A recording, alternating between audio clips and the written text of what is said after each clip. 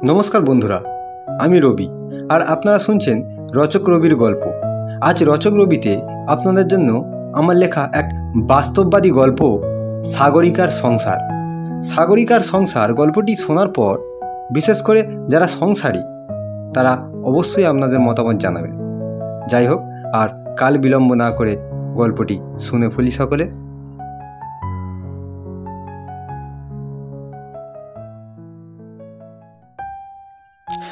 নারী এমনই তাড়াতাড়ি যৌবনে প্রবেশ করে যে সে নিজেকে বুঝে ওঠার আগেই বিবাহের সম্বন্ধ এসে উপস্থিত হয় তার জীবনে। তারপর পরিবারের স্বার্থে তাকে এক অচেনা পুরুষের কাছে নিজেকে সঁপে দিতে হয়। সাগরিকার জীবনেও এমনটাই ঘটল।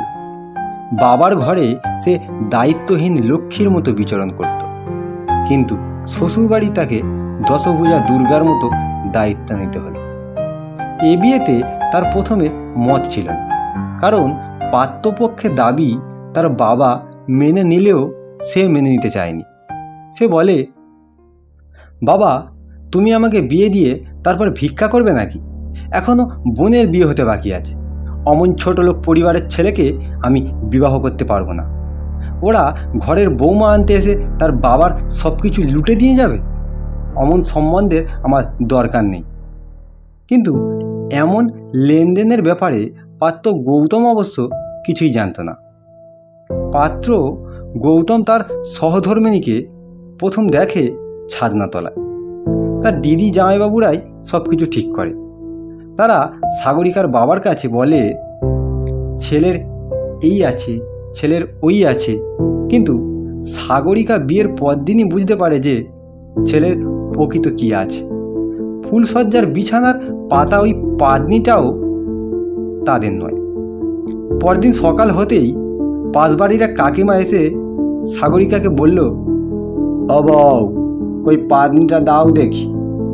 সাগরিকা অবাক হয়ে গেল। কি পাদনি? কাকিমাটা বলল, ওই তো, ওই যেটা বিছানায় পাতা রয়েছে, ওটা তো আমাদের। তোমার ফুলসজ্জার বিছানায় পাতার জন্যে নিয়ে এসেছিল। সেদিন সাগরিকার কাছে সব কিছু পরিষ্কার হয়ে যায়। তালপুকুরের গল্পটা অবশ্য এতে তার কিছু করার নেই। সে নিজেই বিছানা থেকে পাতনিটা তুলে সেই কাকিমাকে দিয়ে দিল। এটা তো ছিল সাধারণ একটা ব্যাপার। এরপরে সে যা যা দেখল তা দেখে সে অবাক হয়ে যায়। পুরো গ্রাম শুদ্ধ লোককে খাইয়েছে তার শ্বশুরবাড়ির লোক। আর সেই লোক খাওয়ানোর দেনা মেটাতে তার স্বামীকে যা জমি জায়গা ছিল সব বেচে দিতে হলো। সাগরিকা বলতে চেয়েছিল যে টাকা নেই সেহেতু গ্রাম শুদ্ধ লোককে নিমন্ত্রণ করে খাওয়ানোর কি দরকার ছিল? আমার যেমন ক্ষমতা আমি তেমনি খাওয়াবো। কিন্তু তার এ কথা বলাই বেকার। তার শাশুড়ি বলে, তাদের নাকি গ্রামে একটা সম্মান আছে, তাই সম্মান রক্ষা করতে হবে, এই জন্যে গ্রাম শুদ্ধ লোককে খাওয়ানো হয়েছে। সাগরিকা মনে মনে ভাবে, ভিখারিরা সম্মান। যত দিন যায় ততই সে এবাড়ির সকলকে আপন করে নিতে লাগে। কিন্তু এবাড়ির সকলে তাকে যেন আপন ভাবে না। সে নিজের মা ছেড়েছে, নিজের বাবাকে ছেড়েছে, তাই এ বাড়ির সকলকে সে নিজের করে নিতে চায়। কিন্তু সকলেই তার এ চাওয়ার অবহেলা করে। এখানে সন্ধ্যা হলেই চারিদিকে শেয়ালের আনাগোনা। পাড়াপড়শি সকলেই নিজের ঘরে থাকে, কিন্তু এমন সময় সে কাউকে সঙ্গে পায় না, এমনকি তার নিজের স্বামীকেও না। সে কখনো খেলা, কখনো রাজনীতির বৈঠক ইত্যাদি করে বেড়ায়। বাড়ি ফেরার তার কোনো ইচ্ছেই নেই। এমন নতুন জায়গায় সে একলাই থাকে সকাল সাঁঝে। তার শ্বশুর শাশুড়িও সন্ধ্যা হলে নিজেদের ঘরে ঢুকে যায়। সাগরিকার খুব ভয় লাগে, কিন্তু কিছু করার নেই তার। তবে তার ছোট্ট একটা দেওর তার কাছেই থাকে। সাগরিকা তাকে খুব ভালোবাসে, কিন্তু সেও বৌদির কাছে বেশি দিন রইল না। সময়ের স্রোতে তাকেও বাইরে কাজে যেতে হলো। সাগরিকা স্বামীকে বলে সন্ধ্যার পরে ঘরে থাকার কথা, কিন্তু গৌতম সে কথা শোনে না। সাগরিকা বলে, আমি কি এখানে শুধু কাজ করতে এসেছি? আমার কি তোমার সঙ্গে কথা বলতে ইচ্ছা করে না একটুও? একেই তো আমাকে সংসারের সব দায়িত্ব দিয়ে দেওয়া হয়েছে, তার ওপর আমার কোনো শখ আহ্লাদও নেই। তুমি কাজের শেষে বাইরে অযথা না ঘুরে ঘরে থাকতে পারো তো বলো? কিন্তু স্বামীর সঙ্গে সে বেশিক্ষণ কথা বলতে পারে না। যদি একবার তার শাশুড়িমা দেখে ফেলে তাহলে সর্বনাশ। শাশুড়িমা এক্ষুনি বলে উঠবে, মাঘ ভাতাটা কী অত সবসময় গুজুর ফুসুর, আমার ছেলের কানে বিষ ঢালছে। একেই কোনো নতুন শাড়ি কিনলে সেটা 2-1 মাস লুকিয়ে রাখতে হয়, তারপর সেটা ভয়ে ভয়ে পড়তে হয় তাকে। কারণ শাশুড়িমা যদি সেটা দেখতে পায় তবে তার আর রক্ষে নেই। এক্ষুনি বলে বসবে যে আমার ছেলের টাকাগুলো এইভাবে ধ্বংস করছে, শাড়ি কি নেই, নতুন নতুন শাড়ি কিনতে হবে, আমাদের একটা শাড়িতে বছর কেটে যায়, শাড়ি কিনে দাও। তাই এখানেও তাকে একটু ভয়ে থাকতে হয়। তবে এত কিছুর পরেও শাশুড়ির একটা ব্যবহার খুব ভালো লাগে তার শাশুড়ি তাকে মা ছাড়া কথা বলে না। যতই কষ্ট পাক সে, যখন শাশুড়ি মায়ের মুখে এমন মা ডাক শোনে সে, তখন তার সব কষ্ট দূর হয়ে যায়। একদিন এক কাণ্ড ঘটল। সাগরিকা তার এক খুশশাশুড়ির সঙ্গে হাটে গিয়েছিল এবং তার সঙ্গেই বাড়ি ফিরে আসে। কিন্তু তার শাশুড়ি মা সে ঘরে আসতেই রণক্ষেত্র বাঁধিয়ে দিল। সাগরিকা প্রথমে কিছুই বুঝতে পারল না যে তার অপরাধটা কি। তার শাশুড়ি মণ্ডল বাড়ির মান সম্মান নিয়ে কথা বলছে। তারপর সাগরিকার বাবা মায়ের যখন শিক্ষা দীক্ষা নিয়ে কথা উঠল, তখন সাগরিকা জিজ্ঞাসা করলো যে তার অপরাধটা কি। তখন তার শাশুড়ি যা বলল তা শুনে সাগরিকা অবাক হয়ে গেল। তাদের পাড়ার কোনো এক বউ তার শাশুড়িকে এসে বলে যে তার বৌমা অর্থাৎ সাগরিকা নাকি মাথার ঘোমটা ঘাড়ে নামিয়েছে এবং ঘোমটা ছাড়াই সে সারা হাটে ঢ্যাং ঢ্যাং করে ঘুরে বেড়াচ্ছে। সাগরিকার চোখ কপালে উঠল কথাটা শুনেই। যেই থেকে বিয়ে হয়েছে তার, সেই থেকেই শাশুড়ির কথা মতো কলা বউয়ের মতো ঘোমটা দিয়েই থাকে সে। কিন্তু আজ হাটে সে একবারও ঘোমটা খোলেনি। তার ঘাড় গরমে ঘাম বসে হেজে যায়, তবু সে শাশুড়ির কথা অবজ্ঞা করে না। আজ হয়তো হাটে কেনাকাটা বা কোনো কিছুর কারণে মাথার ঘোমটা একটু ঘাড়ে নেমে এসেছিল, কিন্তু তার ফলাফল এমন ভয়ানক হবে সেটা তার জানা ছিল না। তার এইটুকু অজান্তের ভুল তার শাশুড়ি মা নিজের মেয়ের বাড়ি থেকে শুরু করে বোনের বাড়ি সব জায়গাতে ছড়িয়ে দিল। তার স্বামী মায়ের মুখে জ্বালাময়ী কথা শুনে কিছুই বুঝতে পারল না। তাই সে মাকে জিজ্ঞাসা করে, মা কি হয়েছে গো? কিন্তু তার মা বলে, কি হয়েছে আমাকে না বলে তোর দুলালিটাকেই জিজ্ঞেস কর না। গৌতম সাগরিকার মুখ থেকে সব শোনে, কিন্তু তার কিছুই করার নেই। বউয়ের হয়ে বললে মা রুষ্ট হবে, আর মায়ের হয়ে বললে বউয়ের খারাপ লাগবে, তাই সে কাউকেই কিছু বলে না। তবে রাতে সে সাগরিকাকে বলে, তুমি এমন কিছু করো না যাতে মা বাবার খারাপ লাগে। সাগরিকার কথাটা শুনে একটু খারাপ লাগলো। সে বলে, আচ্ছা তুমি বলো, এতদিন আমার বিয়ে হয়েছে, আমি কখনো খারাপ কিছু করেছি যাতে তোমাদের সম্মানহানি হয়? গৌতম বলে, না, কিন্তু মা ওই রকম করছিল আজ, তাই। সাগরিকা বলে, তোমার মা কার থেকে কি শুনেছে সেই শুনে যদি ওই রকম করে সেটা আমার দোষ বলো? আচ্ছা তুমি তো আমার সঙ্গে এতদিন ঘর সংসার করছো, তুমি জানো না আমি কেমন প্রকৃতির মেয়ে? গৌতম কিছু সাড়া করে না। সে নিতান্ত সহজ সরল, সংসারে ঝগড়া অশান্তি এগুলো চায় না সে। অন্য পুরুষদের মতো রাগী চটা সে নয় যে হয় মা নয় বউয়ের পক্ষ নেবে। সে মা বউ দুজনকে নিয়েই চলতে চায়, তাই কখনো মায়ের কাছে আবার কখনো বউয়ের কাছে খারাপ হয় সে। বউকে যদি কিছু না বলে তবে তার মা তাকে বলে, দেখো না দেখো, মুখে এক ফোঁটা সাড়া নেই। আমি এত ছেলে দেখেছি, কিন্তু তোর মতো মাগের ভেড়া আমি একটাও দেখিনি।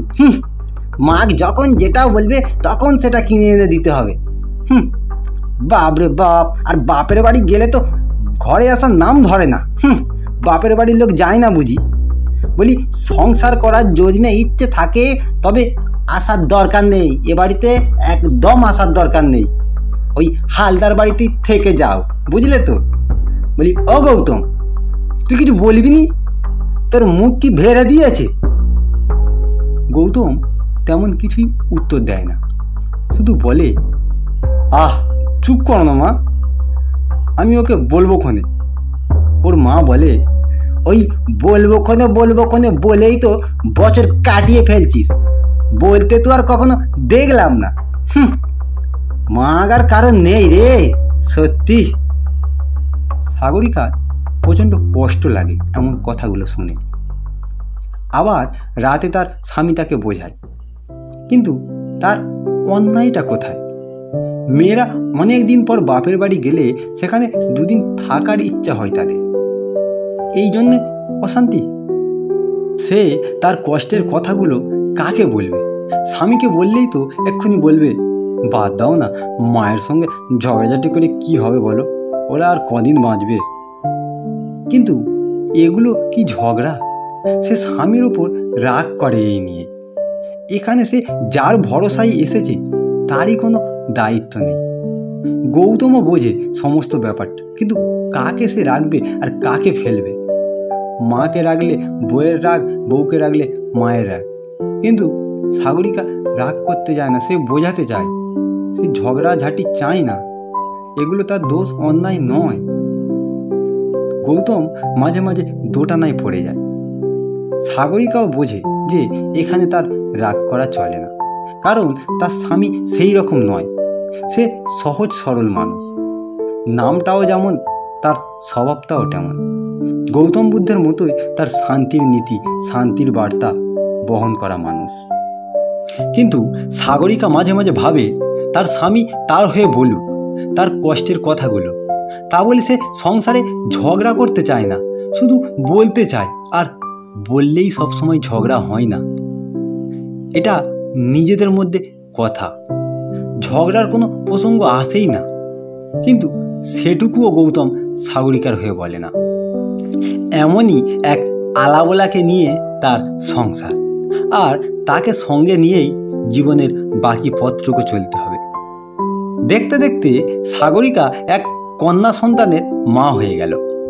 তার ছোট দেওর এখন বেশ রোজগার করতে শিখে গেছে। সে ছোট ভাইদের জন্যে নানা খেলনা, নানা সাজগোজ ইত্যাদি কিনে আনে। সাগরিকা নিজের দাদাকে ছেড়ে এসেছে, তাই সে তার দেওরকে ছোট ভাইয়ের মতো স্নেহ করে।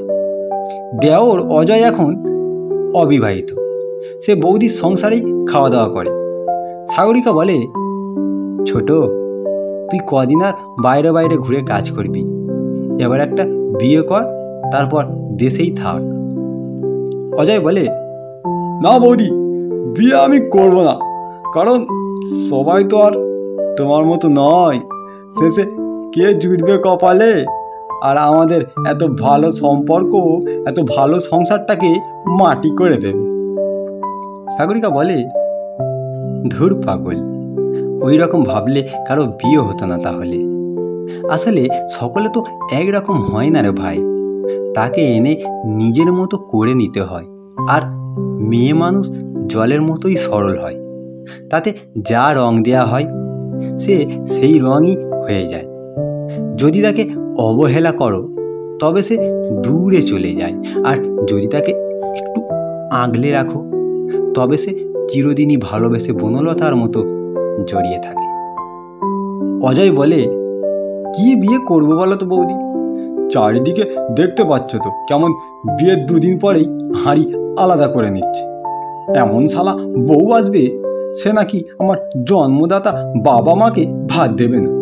ওই রকম বউয়ের মাথায় বজ্জাঘাত পড়ুক, নিকুচি করেছে বিয়ের। সাগরিকা বলে, আলাদা হয় অসুবিধা কি আছে? আমাদের সম্পর্ক তো ঠিক থাকবে, আলাদা হবে শুধু হাঁড়িটা, এতে অসুবিধা কিছু নেই রে ভাই। মানুষ যত বাড়বে তত আলাদা হবে, তবে হাঁড়ি তাদের সংসার আলাদা হলেও মনের দিকে তো আমরা ঠিক থাকবো। তাছাড়া একসময় মা বুড়ো হবে, তারপর আমিও বুড়ো হয়ে যাব, তখন তোকে কে রান্না করে খাওয়াবে শুনি? অজয় তখন তার ছোট্ট ভাইজি প্রিয়াকে কোলে তুলে নিয়ে তার কপালে ছোট্ট একটা চুমু কেটে বলল, কেন বৌদি, তোমরা বুড়ো হয়ে গেলে আমার ছোট্ট সোনামা আছে, এ আমাকে রান্না করে খাওয়াবে। কিরে বড় মা, তুই আমাকে রান্না করে খাওয়াতে পারবি তো? কিরে বল। ছোট্ট ভাইজি প্রিয়া একবার হ্যাঁ মতো করে শব্দ করল। সেই শুনে অজয় বলল, দেখো বৌদি দেখো, এই তো আমার সোনামা হ্যাঁ বলল। কিন্তু অজয় না চাইলেও তার দিদি জামাইবাবু, মা বাবা সকলেই তার বিয়ের জন্য মেয়ে খুঁজতে লাগলো এবং অজয়ের অবশেষে বিয়েও হয়ে গেল। এদিকে অজয়ের বিয়ের কিছু বছর আগে এ বাড়িতে আরও একটা কাণ্ড ঘটে। সাগরিকা আবার অন্তঃসত্ত্বা হন। এবারে অবশ্য বাড়ির সকলের একটা ইচ্ছা ছিল যে এবারে ছেলে হবে, এবারে ছেলেই হবে। এমনকি সাগরিকার নিজেরও একটা ছেলের আশা ছিল, কিন্তু সকলের আশা নিরাশা হলো যখন সাগরিকার দ্বিতীয় সন্তান জন্মগ্রহণ করল। এবারেও কন্যা সন্তান হলো তার। সকলে একটু নিরাশ হলো বটে, কিন্তু কিছুই করার নেই। এ তো আর গাছের ফল নয় যে নিজের খুশি মতো পেরে আনবো, এটা ঈশ্বরের দান। তাই সকলে না চাইলেও তাকে মেনে নিতে হলো। অজয় তার ছোট্ট ছোট্ট ভাইজি দুটোকে খুব ভালোবাসে। এক কথায় এ বাড়িতে এক সুন্দর পরিবেশ গড়ে উঠতে থাকলো ধীরে ধীরে। যখন কোনো বাড়িতে ছোট ছোট বাচ্চা হাসে কাঁদে খেলা করে, তখন সে বাড়িতে সর্বদা সুখ বিরাজ করে। সকলের মনে সে ছোট্ট শিশুটি বিশাল একটা জায়গা করে নেয়। তাই সারাদিন যে যাই করুক না কেন, দিনের শেষে বাড়ি ফিরে বাচ্চার হাসি মুখখানি দেখলে সকলেরই হৃদয়টা জুড়িয়ে যায়। তবে এ বাড়ির আসল ভিত যে তার শাশুড়ি ছিল, এটা সাগরিকা বুঝল তার শাশুড়ির মৃত্যুর পর। তার শাশুড়ি সুতোর মতো এ বাড়ির সকল মুক্তোর মতো সদস্যগুলোকে এক সূত্রে বেঁধে রেখেছিল। তাই সে সুতো ছিঁড়ে যাওয়ার পর সকল মুক্ত ছিন্ন ভিন্ন হয়ে ছড়িয়ে গেল। তিলে তিলে গড়া সংসারটা যেন এক পলকে তাসের ঘরের মতো ভেঙে গেল। আর তখন থেকে এবাড়ির সকল গুরু দায়িত্ব নিতে হলো সাগরিকাকে। তার স্বামী শুধু বাইরে থেকে রোজগারটুকুই করে আনে, কিন্তু সংসারের খবর সে অত জানে না। তবে সাগরিকা খুব সুন্দরভাবে ফিরে আগের মতো নতুন করে সংসারটা গড়ে তুলল। কিন্তু হঠাৎ কিছু বছরের মধ্যেই তাদের সোনার সংসার খাদে ভরে গেল। সাগরিকার মেজ দেওর তার বউকে নিয়ে এ বাড়িতে এসে অধিকারের দাবি জানালো। এতদিন সে বউ ছেলেকে নিয়ে বাড়ির বাইরে ছিল কোনো এক ভাড়ার ঘরে। ওরা হঠাৎ এখানে থাকার সিদ্ধান্ত নিল। সে যাই হোক, বাবার সম্পত্তি সকলেরই ভাগ নিতে পারে, এতে সাগরিকার কোনো আপত্তি ছিল না। কিন্তু তাদের মনোপ্রবৃত্তি এত নিম্নমানের যে এখানে এসেই তারা সব কিছু বিষিয়ে দিল। তবে সাগরিকার চক্ষু চড়ক গাছ হলো যখন সে জানল যে এত কিছুর পেছনে তার সেই স্নেহের ছোট্ট ভাই অর্থাৎ তার দেওর অজয় জড়িত। সাগরিকার নিঃশ্বাস যেন বন্ধ হয়ে এলো। তার মেজ দেওরকে এখানে জোর করে এনেছে ছোটই, এবং এখানে এনে একটা ঘরও দখল করিয়েছে এবং সব কিছু চুলচেরা ভাগ করে নিতে চাইছে। কোথা থেকে যেন কি হয়ে গেল হঠাৎ করে, সে কিছুই বুঝতে পারল না। যে যে দেওর একদিন বলেছিল আমি বিয়ে করব না, বিয়ে করলে সংসারে ঝগড়াঝাঁটি অশান্তি হবে, তোমাদের সঙ্গে সম্পর্ক নষ্ট হয়ে যাবে, আজ সে দেওরই ছোট্ট ছোট্ট কিছু জিনিসের জন্য নিজের বর্দার গায়ে হাত তুলল। গৌতম অবশ্য ছোট ভাইকে কিছু বলেনি। সাগরিকার শাশুড়ির মৃত্যুর পর তার কিছু গয়নাগাটি সাগরিকার কাছে ছিল, সেটাই তাদের আপত্তি। যে ননদ বৌদি বৌদি করে গলা জড়িয়ে ধরত, আজ সে ননদও কোমর সেটে মায়ের গয়নার জন্য ঝগড়া করতে থাকে। সংসারের এত সব ঝগড়াঝাঁটি দেখে সাগরিকা নির্বাক হয়ে যায়। সে খালি মনে মনে একটা কথাই ভাবতে থাকে যে কাদের আমি এত আপন ভাবতাম, কাদের আমি এত ভালোবাসতাম, আর তারাই এখন অধিকারের দাবি জানিয়ে আমাদের মারতে আসছে। কিছু গহনা, কিছু টাকা কড়ির জন্য এত হিংস্র হতে পারে মানুষ? আবার তাকে আরও একটা কথা বারবার শুনতে হচ্ছে যে অজয় এতদিন যা ইনকাম করেছে সব নাকি বৌদির সংসারেই ঢেলেছে, সব নাকি বৌদিকেই দিয়ে দিয়েছে, ভাইপো ভাইজিদের সবই দিয়ে দিয়েছে। কিন্তু সাগরিকাই জানে তাকে অজয় কী দিয়েছে। সত্যি বলতে তার দুটো ভাইজিকে সে অনেক কিছুই দিয়েছে। যখন কাজ থেকে বাড়ি ফিরত তখন সে খাবার দাবার ইত্যাদি অনেক কিছুই আনতো, পুজো পার্বণে জামা কাপড় দিত, কিন্তু সাগরিকা কখনো কিছু দাবি করেনি।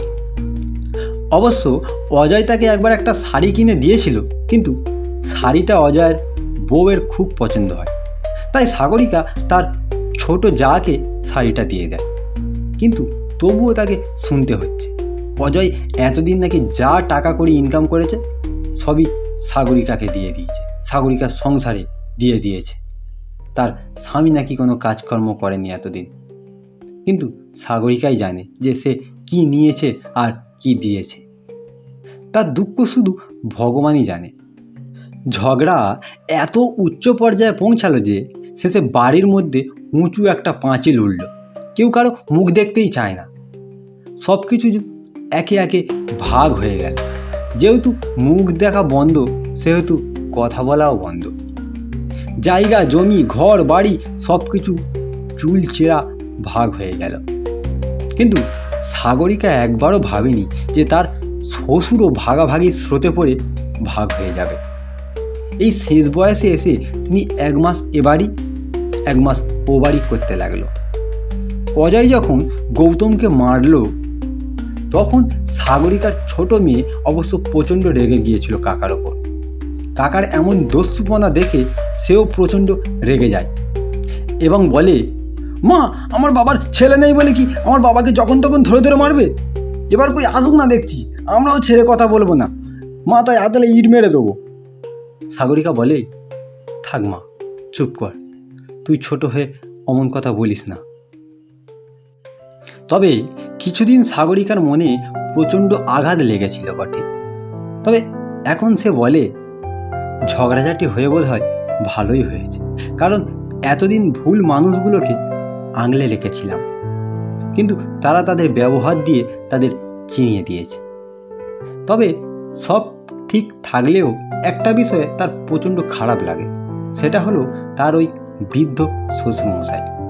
মানুষটা এক মুঠো খাবার জন্য বিড়ালের মতো এবারই ওবারই করছে। মানুষের শেষ বয়সে এই রকম যদি লাঞ্ছিত হতে হয় তবে পুত্র সন্তান জন্ম দেওয়ার মানে কি? যে বাবা একা পরিশ্রম করে 4-5টা সন্তানকে খাইয়ে পরিয়ে বড় করে দিল, সেই বাবাই শেষ বয়সে এসে ভাগাভাগি হয়ে যায়। এই পর্যন্ত তো ঠিক ছিল, কিন্তু কিছুদিন পর আবার একটা সমস্যা তৈরি হলো। সাগরিকার শ্বশুরের শোবার ঘর তার ছোট দেওরের ঘরের সঙ্গেই, আর যেহেতু বাড়িতে পাঁচিল উঠেছে সেহেতু তার ঘরটা ওই দিকেই পড়েছে। তাই খাবার সময় তিনি সাগরিকার কাছে খেয়ে আবার পাঁচিলের ওপারে অজয়ের ঘরে শুতে চলে যায়। কিন্তু অজয়ের একরকম আপত্তি হয় এতে। আপত্তিটা হলো, যে মাসে তার বাবা তার দাদা অর্থাৎ গৌতমের বাড়িতে খাবে সে মাসে যেন তিনি তার দাদার পায়খানাতেই মলত্যাগ করে, কারণ ওদিকে খাবে আর এদিকে এসে গর্ত ভর্তি করবে, এটা কখনোই মেনে নেওয়া যায় না। আর এখানেই এক সমস্যা তৈরি হয়। বুড়ো মানুষটার হঠাৎ করে পায়খানা পেলে সে করতে পারবে না, এ বাড়ির দরজা খুলে ও বাড়ির দরজা খুলে তারপরে পায়খানা করতে হবে। একবার তো তিনি কাপড় চোপড়ে পায়খানা করেই বসে, আর তখন বাড়িতে অজয়ের বউ তাণ্ডব শুরু করে দেয়। হ্যাঁ, ও বাড়ি থেকে কী সব গরু গন্ডা গিলে আসবে আর এখানে এসে ছেড়াবে। এই বুড়ো, ওইগুলো পরিষ্কার কর, ওগুলো পরিষ্কার কর। আমরা কেউ ওইগুলো পরিষ্কার করতে পারবো না। যেমন হেগেছিস তেমন নিজে পরিষ্কার করবি, না হলে ওই গুলেই তোর মুন্ডু ঘষে দেবো। বুড়ো বলে, বৌমা তুমি অমন করে বলছো কেন? আমি তোমাদের বাড়িতে আছি আর ও বাড়িতে পায়খানা করতে যাব, এটা কি সবসময় সম্ভব বলো? তবু আমি তোমাদের কথা শুনে ও বাড়িতে যাই, কিন্তু আজকে যেতে না যেতেই পায়খানা করে ফেলেছি। আজ যদি তোমাদের পায়খানায় আমি ঢুকতে পারতাম তাহলে তো এইরকম হতো না, বলো? অজয়ের বউ বলে, ন্যাকামা দেখলে বাঁচি না, বলি হাগা পেলে চুপ করে শুয়ে থাকলে হবে? তাড়াতাড়ি উঠে তো যেতে হবে। কি জানি বাবা, কী সব পিন্ডি গিলে এসেছে বাড়ি থেকে। এ মা, কি দুর্গন্ধ। আচ্ছা, কি গো তুমি চুপ করে দাঁড়িয়ে আছে কেন? বলো, আগে বলো ওগুলো পরিষ্কার করতে। উনি হাঁকবে, আমরা পরিষ্কার করবো? ছি, আরে গন্ধ, দেখা যায় মানে বাড়িতে বমি উঠে আসবে। আগে পরিষ্কার করতে বলো, মানুষের রোগে পড়ে যাবে। পাঁচিলের ওপার থেকে সাগরিকা সব কিছু শুনছিল, কিন্তু সে আর থাকতে পারল না। ঝগড়া সত্ত্বেও এ বাড়িতে সে এসে শ্বশুরের পায়খানাগুলো পরিষ্কার করে দিল এবং তার জামা কাপড়গুলো কেচে দিল। তার শ্বশুর সবসময় বলে বড় বৌমাকে, বৌমা ওদের কাছে খেতে ইচ্ছে করে না, ওদের আমাকে খেতে দেওয়ারও কোনো ইচ্ছে নেই। সাগরিকা সব শোনে এবং সব কিছুই জানে, কিন্তু তার কিছু করার নেই। নিজের ছেলে যদি ওই রকম করে তাহলে আর কি বলা যেতে পারে। এমনিতে তার সংসারেও অভাব অনটন চলছে, মাথার ওপর দুটো বড় মেয়ে রয়েছে, তাদের পড়াশোনা আরও ইত্যাদি ইত্যাদি অনেক খরচ। একলা খেটে মানুষটা যেন নাজেহাল হয়ে যাচ্ছে। তার উপর শ্বশুরের ওই রকম কান্নাকাটি যেন অসহ্য একটা আবহ সৃষ্টি করছে, কিছুই ভালো লাগছে না তার। হঠাৎ একদিন তার শ্বশুর প্রচণ্ড বমি পায়খানা করতে থাকে। তখন তিনি অজয়ের ভাগে ছিল, তাই প্রথমে অতটা খবর পায়নি সাগরিকা, কারণ তিনি পাঁচিলের ওপারেই খাচ্ছে আর ওপারেই পায়খানা করছে। এদিকে আসবে আবার 1 মাস পর, কিন্তু তবু রোজ বিকেলে একটু করে আসতো, কিন্তু একদিন তিনি আর আসেনি। পাশ বাড়ির এক কাকিমা সাগরিকাকে জানালো যে, ও সাগরি, তোর শ্বশুর মনে হয় আর বাঁচবে না রে, আজ 3 দিন ভোর শুধু হাঁকছে। সাগরিকা জিজ্ঞেস করে, কেন, ছোট ভাই ওষুধ এনে দেয়নি? তিনি বলে, কি জানি বাবা কি করছে, ওরাই জানে।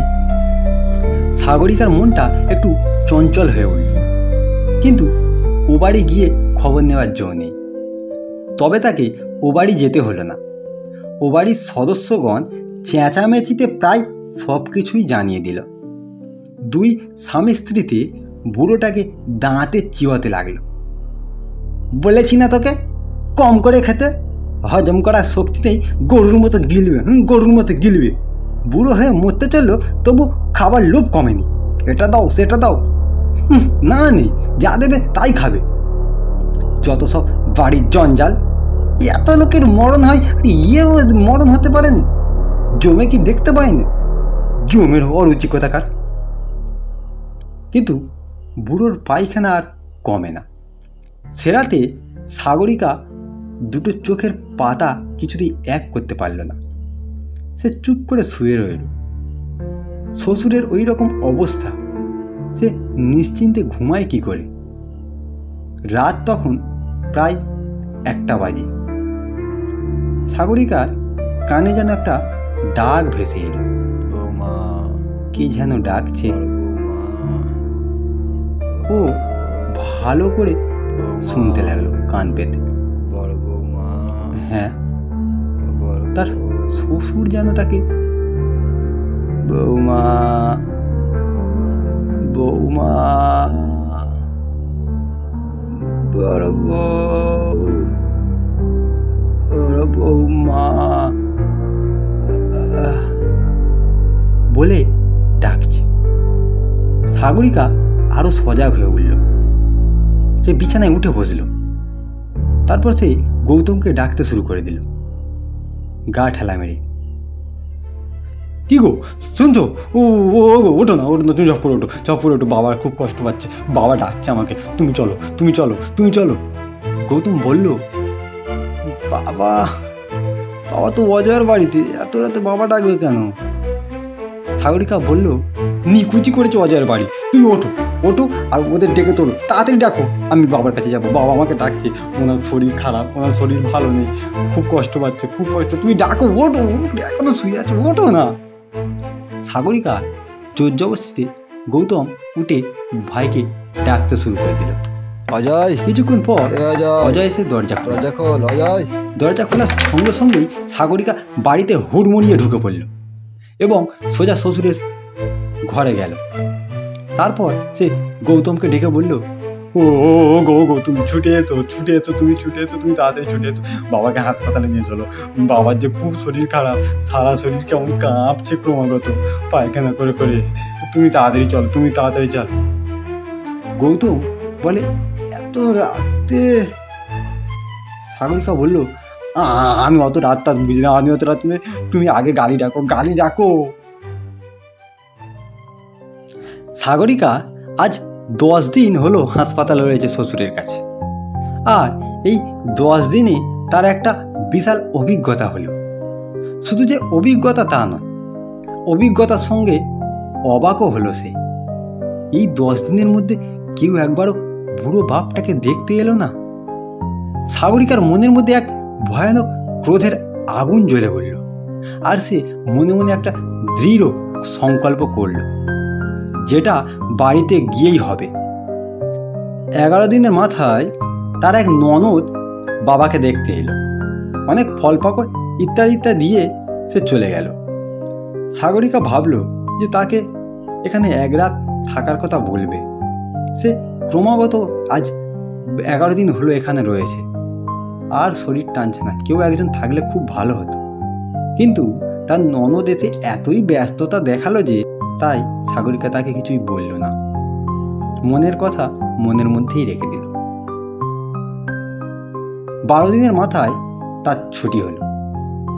বাড়িতে এসে সাগরিকা শ্বশুরকে নিজের বাড়িতে নিয়ে গেল এবং স্নান টান সেরে সে ছোট দেওর অজয়ের বাড়িতে ঢুকল। তারপর সে বলল, এই ছোট, বাড়ি আছিস? অজয় ঘর থেকে বের হলো। অজয়কে দেখে সাগরিকা বলল, এই ছোট, সে রাতে বাবাকে হাসপাতালে নিয়ে যাবার কিছুক্ষণ পরেই না বাবার মৃত্যু হয়। আমি তোদের বলতে ভুলে গিয়েছিলাম, জানিস, তোর দাদাকে বলতে বলেছিলাম, কিন্তু সে মনে হয় ভুলে গেছে। যাই হোক, তোরা যদি বাবার অন্তিম ক্রিয়াটা করতে চাস তবে তোদের মতো করতে পারিস, আমরা আলাদা করব, বুঝলি তো? আচ্ছা, এখন আসি রে ভাই। এই বলে সাগরিকা বাড়ি থেকে বেরিয়ে এলো। তারপর সে নিজের বাড়িতে চলে এলো এবং শ্বশুর মশাইয়ের কাছে গিয়ে বসে শ্বশুর মশাইকে বলল, বাবা, আজ থেকে তুমি এখানেই থাকবে। হয়তো আমার ছোট ঘর দেওয়া, কিন্তু কোনো অসুবিধা হবে না। আর তোমাকে পায়খানা করার জন্য কোথাও যেতে হবে না। আজ থেকে তুমি যতদিন বাঁচবে ততদিন এখানেই খাবে আর এবাড়ির পায়খানা ঘরেই পায়খানা করবে। তোমার ছেলে একা খেটে আমাদের 3 জনকে খাওয়াতে পারছে, আশা করি আর একজন হলে খুব একটা অসুবিধা হবে না বাবা। সাগরিকার সংসারে ভাগাভাগি না, আমরা অল্প খেয়ে অল্প রোজগার করে একসঙ্গেই থাকব। সাগরিকা এক বাবাকে ছেড়ে এখানে এসেছে, কিন্তু এখানে এসে আরও একটা বাবা পেয়েছে, তাই এই বাবাকে ছাড়তে চাই না আমি। আর এই প্রিয়া, আজ রান্নাটা করতো মা। আর এই ছুটকি, তুই 2 বালতি জল নিয়ে আয় মা, আমি ততক্ষণে দাদুকে স্নান করিয়ে গা মুছিয়ে দিই।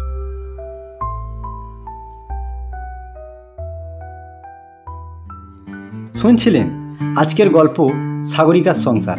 আর সাগরিকার সংসার গল্পটি এখানেই সমাপ্ত হলো। সাগরিকার সংসারের কাহিনী কেমন লাগলো আপনাদের সেটা অবশ্যই কিন্তু জানাবেন। সকলে সুস্থ থাকবেন, ভালো থাকবেন। আজকের মতো এখানেই বিদায়।